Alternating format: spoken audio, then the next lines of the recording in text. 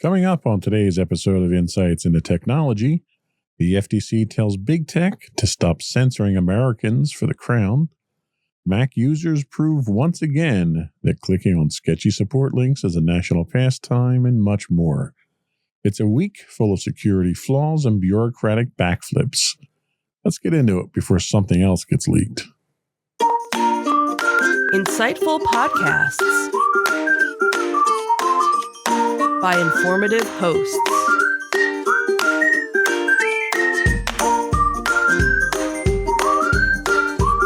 Insights into Things, a podcast network.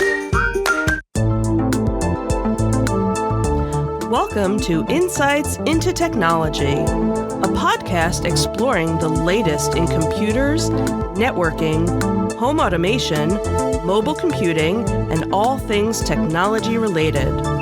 Our hosts will take a deeper dive into the latest and greatest in tech trends and give you the information you need to enable your tech-centric world.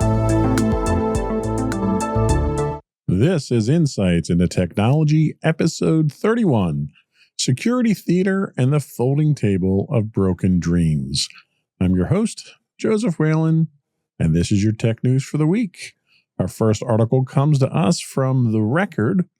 Censorship, not on our watch, says the FTC. The latest dust-up in data privacy arena. Spoiler alert, it involves censorship, encryption, and America versus the UK and EU. On August 21st, 2025, FTC Chairman Andrew Ferguson, a Trump-appointed figure, sent formal letters to stop U.S. tech firms, warning them not to comply with foreign censorship demands or encryption-weakening laws. He warned that, quote, censoring Americans to comply with foreign powers laws may violate Section 5 of the FTC Act, which bars unfair deceptive practices.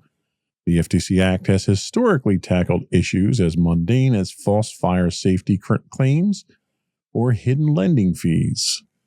The regulation targets include the EU's Digital Services Act, the UK's Online Safety Act, and the UK's attempt to demand a backdoor into Apple's iCloud encryption. Ferguson underscored that weakening encryption or censoring U.S. users, even indirectly via global compliance strategies, risks eroding Americans' privacy and free expression, and may also expose them to surveillance, identity theft, or fraud. He invited executives from Akamai, Alphabet, Amazon, Apple, Cloudflare, Discord, GoDaddy, Meta, Microsoft, Signal, Snap, Slack, and X to meet with the FTC to explain how they'll uphold U.S. legal obligations amid conflicting international laws. So, in short, the FTC just put big tech on notice. Don't trade away privacy and speech protections for the convenience of cross-border legal compliance. The invitation to chat was, with the agency may wind up being more of a subpoena in disguise. So there's a number of things here we kind of have to pick apart here. The first is the tension surrounding global compliance at this point in time. Enterprises managing global platforms now face a complex legal gauntlet.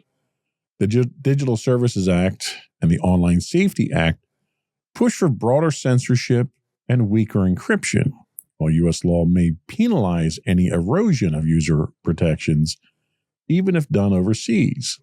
Now, you're looking at, obviously, domestic penalties here. You're not going to have the European Union upholding any of these United States regulations. So if a company like Meta, for instance, complies with the UK laws, they could face potential fines from the U.S. government if it entails censoring U.S. citizens, even if it's outside the country.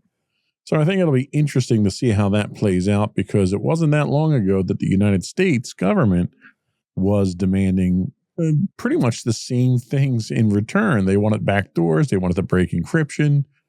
They wanted Apple to give up access to their infrastructure. And Apple had cleverly engineered their solutions to basically make that impossible in the US. Another thing is the implications to engineering and architecture.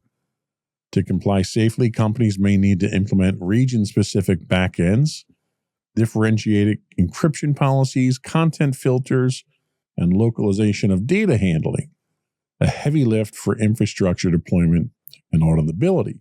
Now, this is done to a certain extent already, especially at the DoD side of things, where federal regulations mandate that your data has to be housed domestically. It can't be touched by foreign citizens. You can't have foreign citizens working in the data centers where it's at. So there's a certain amount of that already at the government level. This is kind of marks the first time that you're seeing this at a commercial level, at least in the United States. One of the things that you're going to find that this is akin to is some of the things that some of the less freedom-friendly countries in the world, like you've heard of the Great Firewall of China, Russia has their own off switch.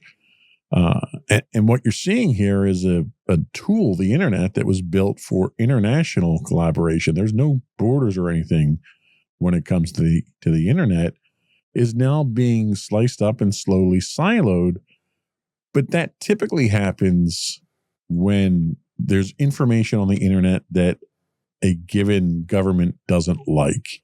They don't want their citizens having direct access to international information that might not necessarily be in line with what their government wants to portray.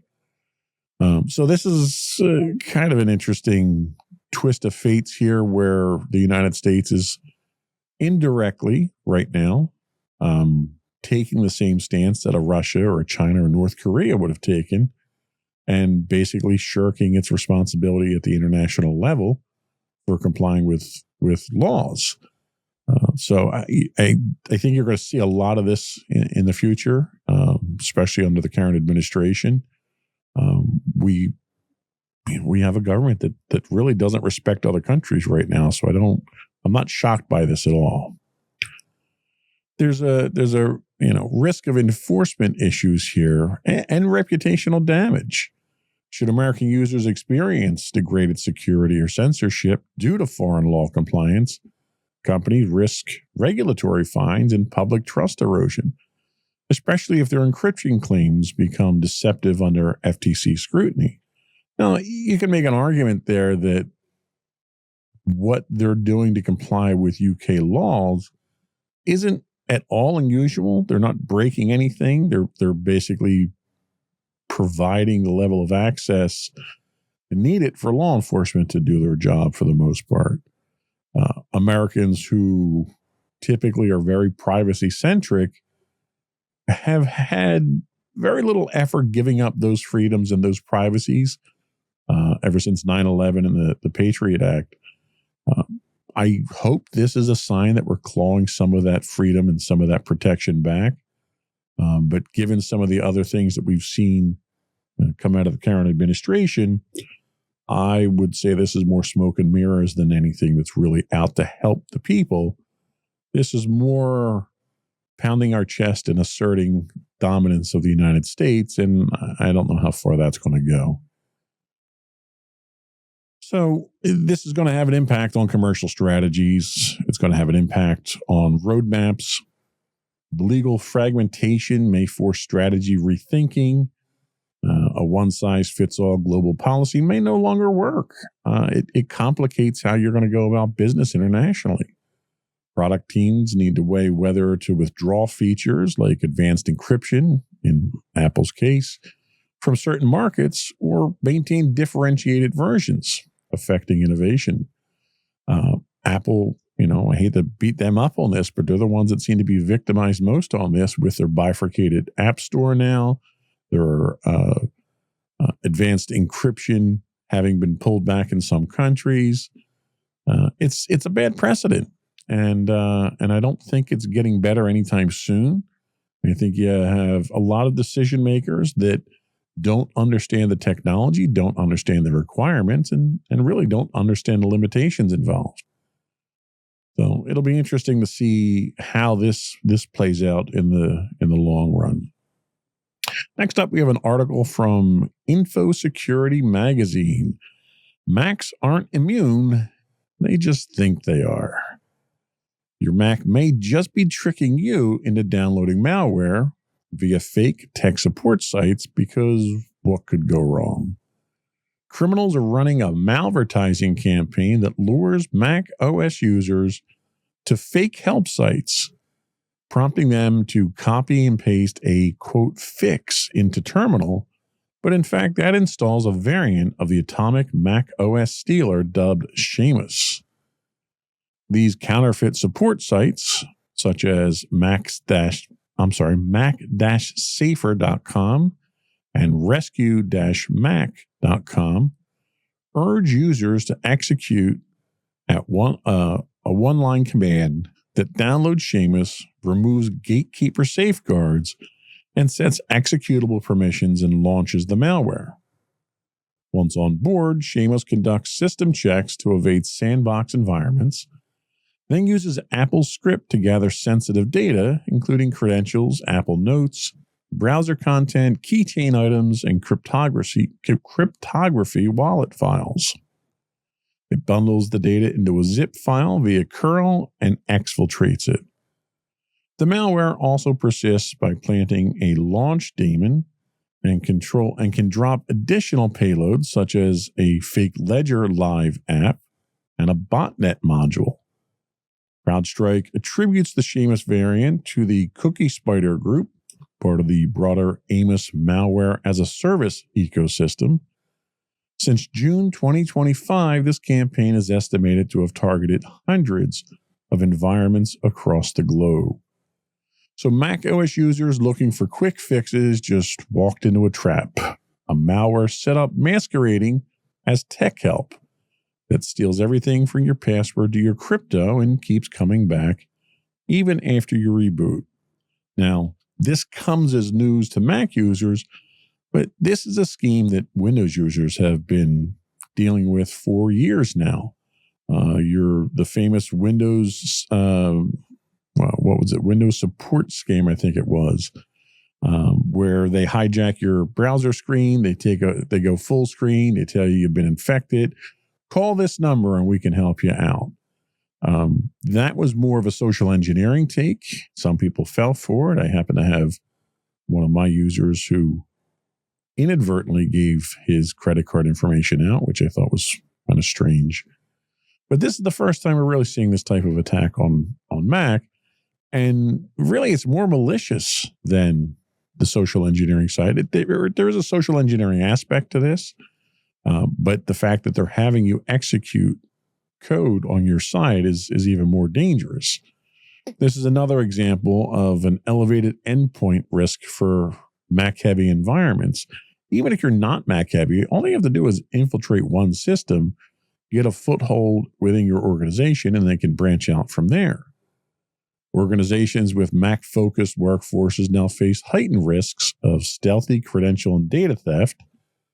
Traditional antivirus may fall short against a threat that uses social engineering to bypass Mac OS Gatekeeper. And I think that's really the important thing here, is that even though Mac is a very well protected and fairly secure operating system, it's not bulletproof.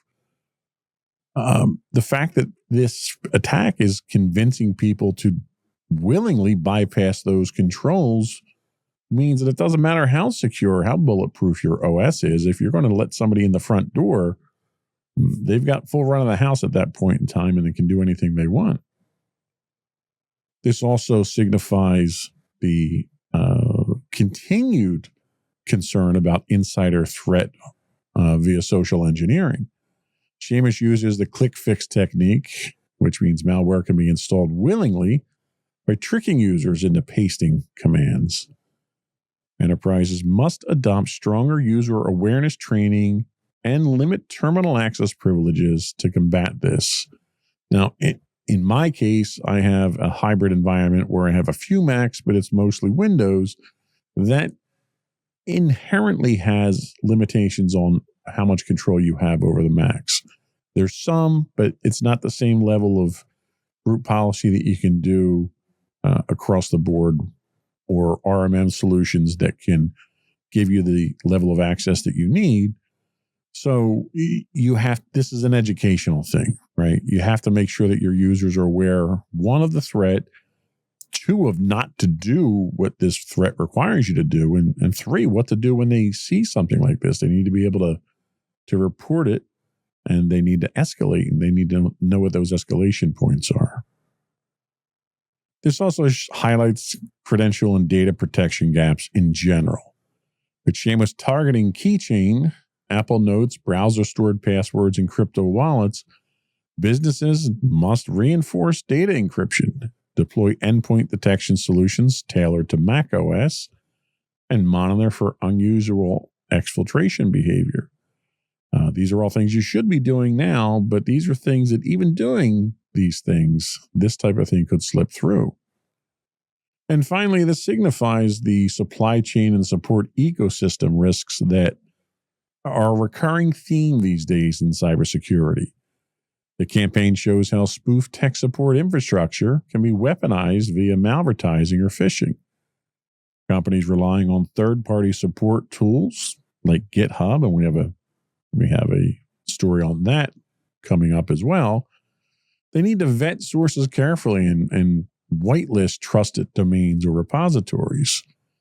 It's an iterative process. There's no magic bullet solution here that's going to solve everything, but awareness is the first thing, education is the next, and prevention follows. Next up is a story from the New York Times. When government efficiency means risky uploads, meet Doge. It looks like America's most sacred personal numbers just went for a joyride into the cloud, and yes, that includes yours too. A whistleblower complaint filed by the Social Security Administration Chief Data Officer Charles Borges alleges that the Department of Government Efficiency uploaded a complete copy of the Social Security Administration's database containing personal data on over 300 million Americans to an insecure cloud server with zero proper security protocols or oversight. Although there's no confirmed breach yet, experts warn this move poses a catastrophic risk, potentially enabling identity theft, fraudulent benefit claims, and could even force reissuing Social Security numbers en masse. Boy, would that be a nightmare. Social Security Administration officials maintain that existing systems remain secure and claim there's been no known compromise. All that means is they haven't found it yet. The whistleblower emphasizes Doge staff bypassed legal controls, ignored judicial orders, and completely sidestepped oversight, prompting legal and legislative reviews by bodies including the Office of Special Counsel and congressional committees. That seems like a playbook for the current administration, where they basically do whatever they want and wait for someone to stop them. The Supreme Court cleared Doge to access the Social Security data amid litigation earlier this year. Another government agency in, cahoots here. Soon after the insecure upload reportedly occurred, a move that internal risk assessments called, quote, catastrophic.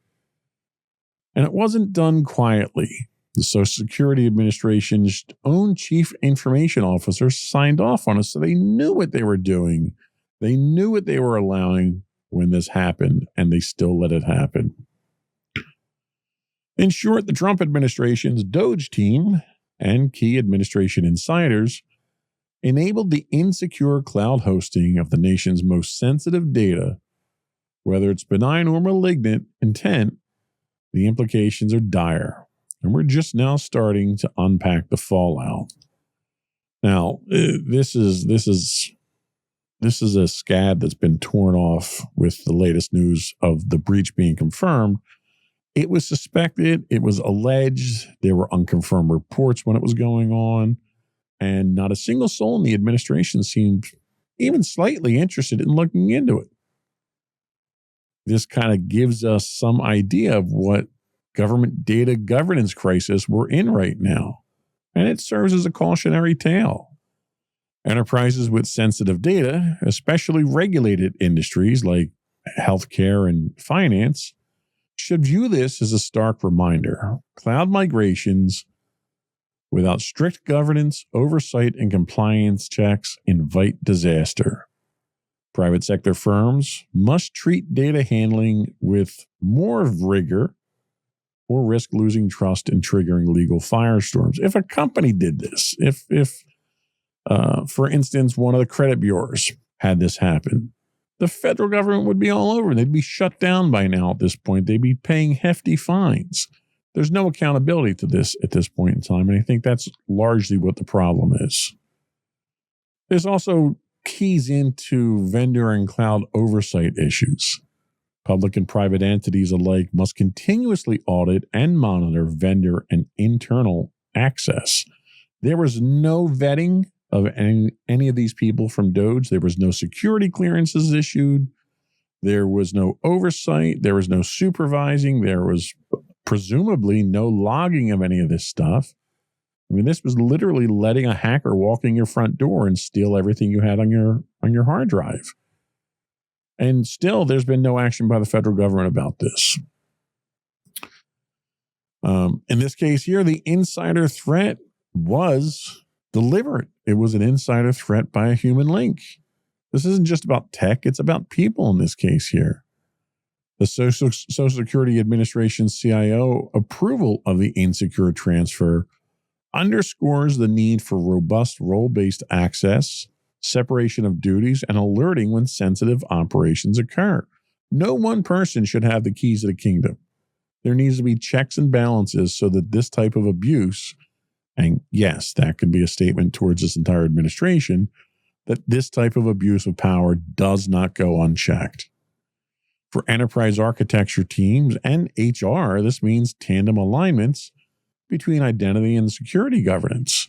This was, you can't even, give the benefit of the doubt and say that they were asleep at the wheel here. They deliberately drove this vehicle off the road and over a cliff, and no one's being held accountable for it at this point in time. And as long as there's no accountability, you can't possibly expect anyone to learn a lesson from here for things to improve. You have to acknowledge you have a problem first, and the federal government seems to even have a problem with that at this point. Anyway, we'll see how this goes. I would highly recommend everyone out there, and I'm not a financial advisor, but just for the sake of security, I would highly recommend everyone out there go to the 3 credit bureau monitoring bureaus and put a credit hold on your credit reports there. So at least you're notified if someone tries to do identity theft and get into your bank accounts.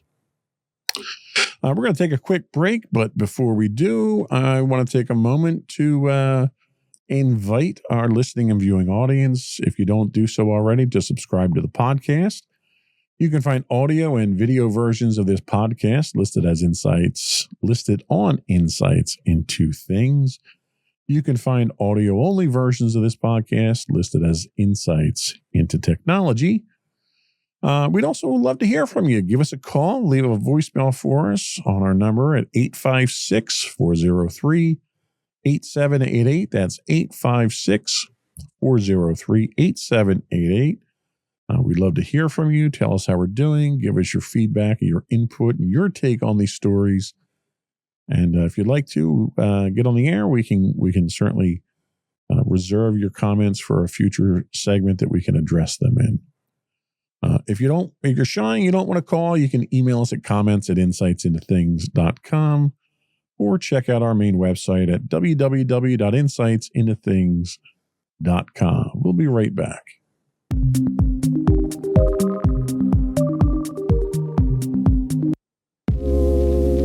Are you tired of your favorite gaming podcast finishing with a play? Oh, no! Well, check out No Credits Rolled, where we play the games but rarely finish them. How's it going, folks? I'm Sam Whalen, your friendly host at No Credits Rolled, the ultimate gaming podcast, where we dish out the latest scoops and reviews on all your beloved video games. Hey, listen! Not only that, but we spice things up with some guest interviews and even give you, yes you, a chance to have your say. Tune in every other week for a fresh dose of No Credits Rolled, available on all major podcast platforms, and hit us up on social media at No Credits Rolled. So why wait? Let's dive into the gaming world together, where finishing games is optional, but the fun is guaranteed.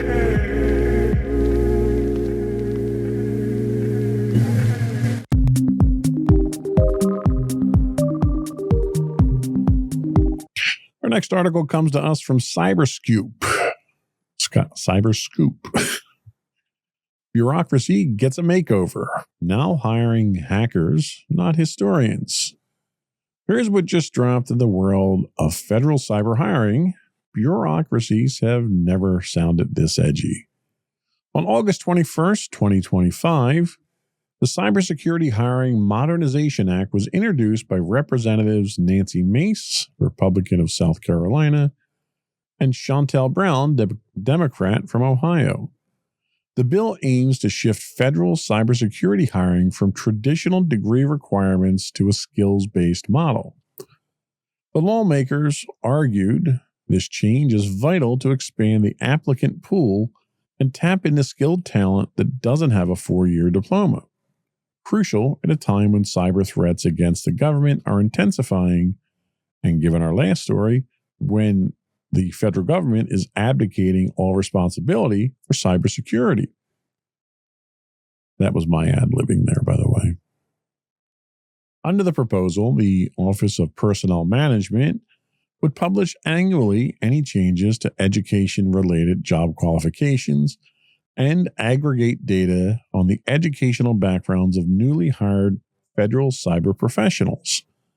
Federal agencies could still require educational credentials, but only if the requirement is legally necessary in the location where the job will be performed, and the education directly correlates to job competencies. And so this is a case. Now, I'm the first person to tell you that if you go out and spend money on a degree, it's not going to guarantee you know anything about the subject or you're going to get a good job. You're buying a piece of paper, but you need to benefit from the learning experience associated with that piece of paper. That being said, I'm all in favor of trade schools and certifications and any other technical competency that you can acquire that doesn't require a 4-year degree. You can have a perfectly successful and highly innovative job in IT and cybersecurity without ever having a degree. So I don't want to make this sound like this is the government lowering standards so that other people can come in. The one thing that this will do is diversify the talent pipelines. For enterprise IT and cybersecurity teams working on federal government agency payrolls or projects, the shift signals a broader opportunity to source talent from boots-on-the-ground skilled professionals, boot camp grads, certificate holders, and self-taught experts rather than only degrees. In hiring for IT positions at my company, I always value experience over education. You can go to school for 8 years and not learn a thing, but you can be on the front lines of an IT organization or just a commercial entity in their IT department and gain far more knowledge and skill over the course of 3 or 4 years doing that than going to a 4-year college. Everyone knows there's prerequisites at college, so you're not always getting information that's necessarily pertinent to what you need, but there's a purpose behind that, and I don't want to discount that. This may also result in a realigning of training and upskilling strategies, not just for the federal government, but for commercial organizations as well. Organizations supporting government contractors may need to pivot from traditional credential-based vetting to competency-based assessments and skills validation, such as challenge tests and hands-on evaluations. This will also have an impact on vendor qualifications and compliance. The industry that I'm in we're under very strict federal regulation with CMMC 2.0, and we have to maintain those levels. So having people come in that don't necessarily meet measurable educational requirements could complicate that. Tech vendors selling to agencies, this bill could lower entry barriers, forcing companies to highlight employee capabilities over resume pedigrees and proposals, reframing how teams are onboarded and qualified. And I think it's a good thing if it's done properly. The other thing this is going to do is put stress on your internal HR and your talent strategy people. Enterprises that support government clients need to mirror this skills-first ethos. HR systems must evolve to flag proven technological competencies, certifications, and project-based experiences, not just educational credentials, when building federal targeted project teams. So I'm on board with more talent coming in, talent that has the skill but not necessarily a degree. But we can't use this as an excuse to allow script kiddies into the Social Security Administration, stealing all the citizens' data and uploading it to an insecure site. When these two stories hit in the same relative time frame, it almost sounds like the second one is trying to justify the first. And that scares me more than anything. So hopefully that's not what we're looking at here. Next up, from Bleeping Computer, who knew pixels could talk? Here's something surreal. An AI trick so slick, it hides malicious commands and images, and those same images, once resized by AI, turn into data-stealing weapons. If that lead-in doesn't terrify you, I don't know what does. Researchers have unveiled a new form of AI attack where prompts intended to steal user data, like credentials, are stealthily embedded in high-resolution images. These prompts remain visible to human eyes, but these prompts remain invisible to human eyes, but appear once the image is downsized by AI systems, triggering unauthorized behavior in large language models or multimodal systems. The technique exploits... didn't change there. That was silly. The technique exploits how AI services routinely resize images before processing, downscaling, and that can reveal hidden instructions via manipulated pixel brightness. When processed, the AI unwittingly executes the embedded prompts. A tool dubbed Anamorpher was developed by researchers to craft such images specifically tuned to various downscaling algorithms and target systems like Google's Gemini CLI, Vertex AI Studios, and others. The attack highlights vulnerabilities in indirect prompt injection, where AI treats untrusted content as legitimate instructions. This has been flagged as a serious risk by security frameworks like OWASP. Think your image gallery is safe? Not so fast. Your AI's resizing routines might be turning hidden ink into full-blown hacks. So the new security risk for AI-powered applications, just what we needed because we didn't have enough security concerns about AI already. Enterprises deploying generative AI or multimodal models must recognize that even benign-looking images can carry hidden instructions. This widens the attack surface, especially in the models that process images for tasks like document handling or user support. I know my use, I tend to send a lot of documents or PDFs into my AI models, and that certainly paints a target on my back there. So this will seriously make me reconsider how I'm processing these things. This demonstrates a critical need for endpoint sanitation pipelines. Security teams must validate or sanitize images before feeding them into AI pipelines.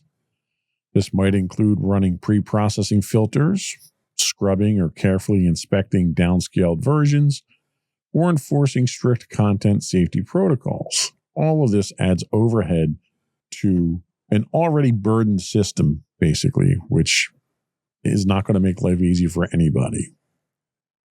Implications for model integrity and compliance are also attached to this. If AI generates responses or worse, takes actions based on maliciously injected prompts, enterprises may face compliance risks, data leakage, or regulatory penalties, particularly in regulated sectors like finance or healthcare.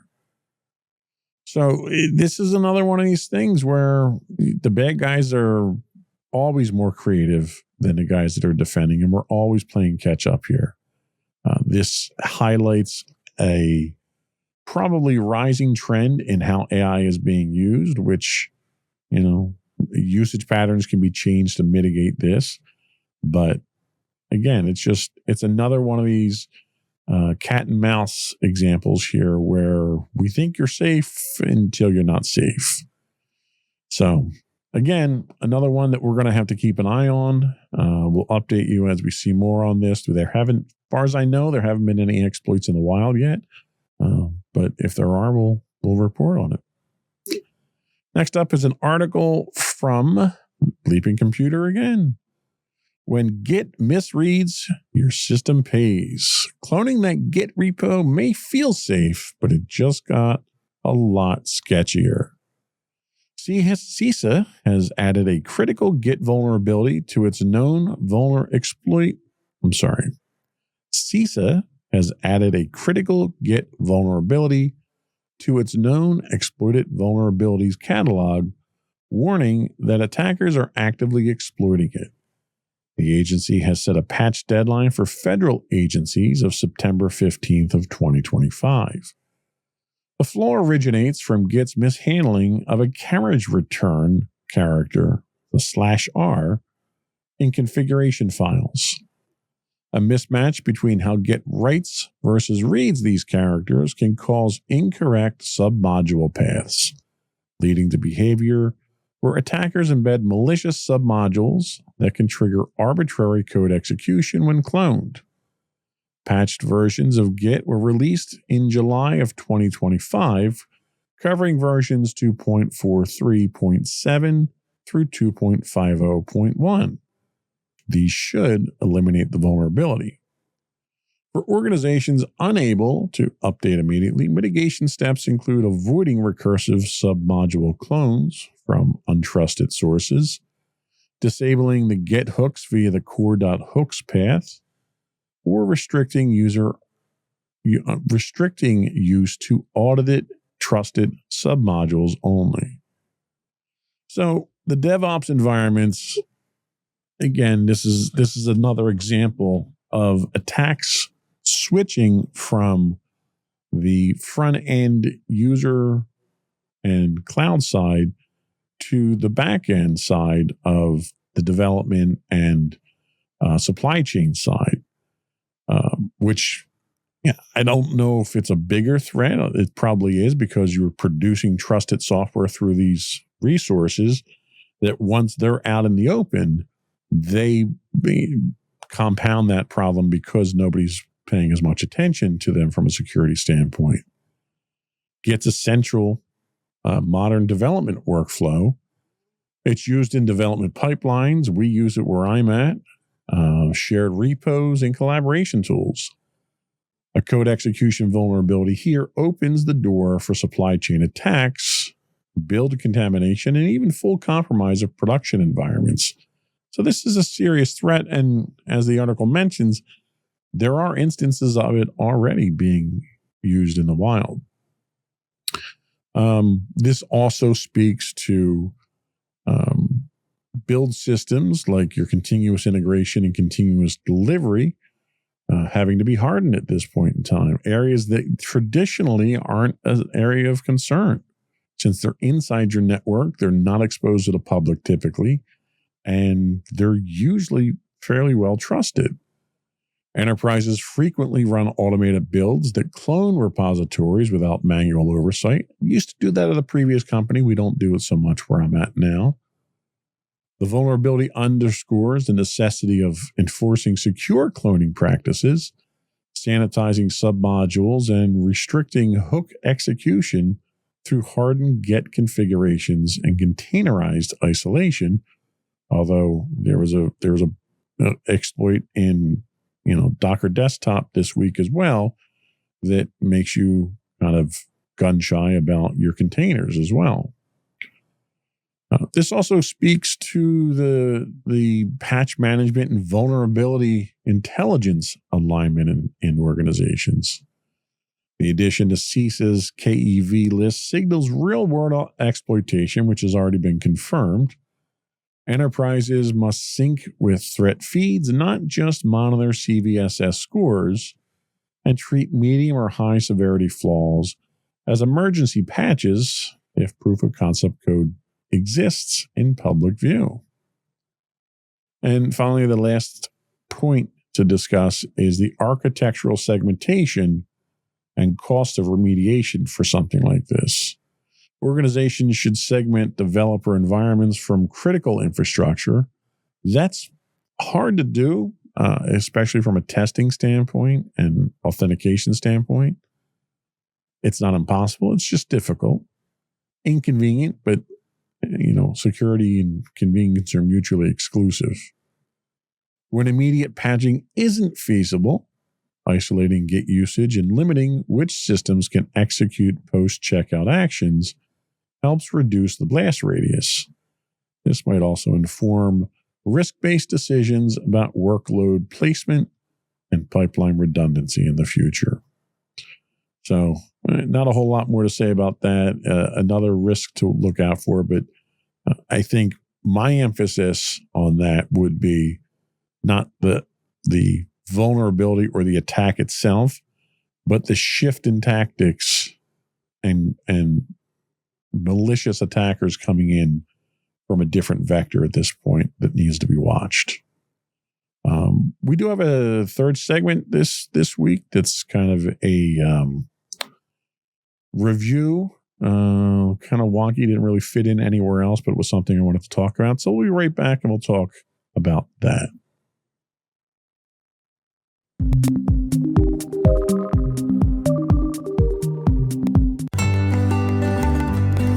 Insights into Teens, a podcast series exploring the issues and challenges of today's youth. Talking to real teens about real teen problems. Explore issues from braces to puberty, social anxiety to financial responsibility. Each week, we talk about the topics concerning today's youth. We look at how the issues affect teens, how to cope with these issues, and how parents, friends, and loved ones can help teens handle these challenges. Check out our video episodes on youtube.com/insightsintothings. Catch our audio versions on podcast.insightsintoteens.com or on the web at insightsintothings.com.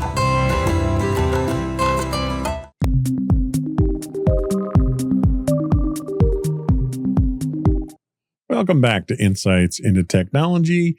I wanted to talk a little bit about the gamefold table from Yarrow Studios. Now, this is something, yes, it's not strictly technology, and we don't normally do reviews here, but I think it being a Kickstarter funded project, I think it certainly fit into what we do here. This was supposed to be a foldable gaming table that promised portability, versatility, and modular design for tabletop gamers. We do D&D in my house from time to time, and we play typically on it's a 40-inch digital gaming board that I have animated maps that I can put up on. It's built through a 40-inch TV into a frame that's a tabletop frame. So we throw a lot of technology. I throw a lot of technology into my D&D to try to capture the environment. And this was a very unique project that came out on Kickstarter a couple years back. I forget when exactly it came out. So it was a table, a folding table, and I think I can show you the video here. It was a folding table that had a rail system on it, and that rail system allowed you to connect any number of accessories, shelves, phone holders, drink holders. They had a dice bin that you could slide around the entire table. It was a really slick idea. It was very novel, and it looked like it would be perfect for my gaming. It delivered on some of that promise. What it really delivered was a year of delays, poor communication, and a final product that feels nothing like what was advertised. Full disclosure, I paid regular Kickstarter prices for the table and an accessory set, which we're about to review. This was not given to me by Yarrow Studios for the purposes of review. And as such, you're going to get a brutally honest review and my experience with the product so far. Just be warned. So the blunt truth, the table finally arrived after multiple missed deadlines, countless redesigns, and refund requests that were ignored entirely from me. The setup was promised to be quick. It's not. It was promised to be simple. It's not. And it's definitely not portable in the sense of it's a pain in the ass to move around. It's so heavy and it's awkward. There's no easy way to carry it. There's no comfortable way to carry it unless you opted for additional accessories. So when I first invested in the Kickstarter, there was a hefty price. It wasn't cheap. And that promised to give you, all the accessories. It gave you the table. And then as the project dragged on, they kept coming out with more accessories and more add-ons and more redesigns. And it got to the point where it was such an over-bloated product, and it hadn't even come out yet. The so-called rail system, one of the key selling points, is useless without the accessories. I got the table. I have no accessories. What's the point? They weren't included with the table despite the package including them. Why these were shipped separately, I just saw a notification or an update today on the project that shipments to Europe are about to start, including accessories, which doesn't help. So I have no idea when I'm getting mine. I was told that they will be coming later. There have been stories about shipping issues and packaging issues and tariff issues. And, if these guys wanted to do something constructive, they could write an excuse book at this point. They've had so many excuses on this. The design that I got was so far removed from the original promo materials, it's basically a different product. And it's one that's overbuilt. It's impractical, and it's borderline unusable for its target audience. There were no printed instructions on the box. You had a QR code and had to have an internet connection and a phone or something to put it onto, and then you're trying to look at how to assemble these small parts on a tiny screen on your phone. It was just a terrible experience trying to figure out how to put the thing together. And then once you do have it together, it needs to be assembled every time. There are angle brackets that you have to take off in order to close the legs. The legs start out short and have spring-loaded releases that you have to expand the legs to get them to a height that's usable, but you can't fold it back up like that. You have to close the legs down. They have a vertical support pole in the middle that doesn't even attach. You have to put it on every time that you use the thing. There was a holder on the back of the table to put it in, but that holder broke off within the first 15 minutes of trying to work with the table. It was supposed to have a handle on it.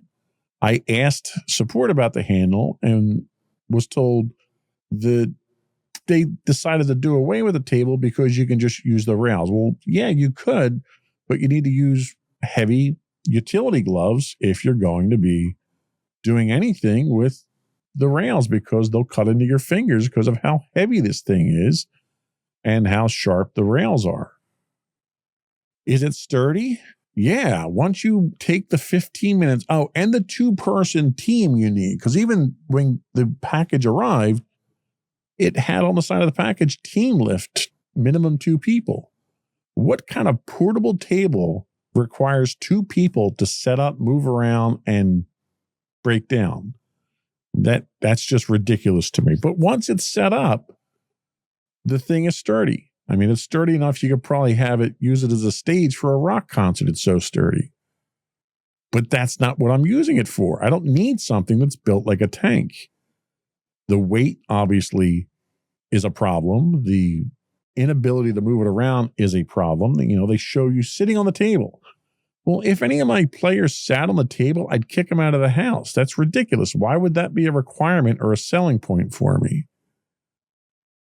The bottom line, the product is over-engineered. It was under-delivered. What they delivered was nothing what I had paid for. And it's not even remotely worth the cost. I opened it up. We ran one session on it. It was such a pain to set up and break down.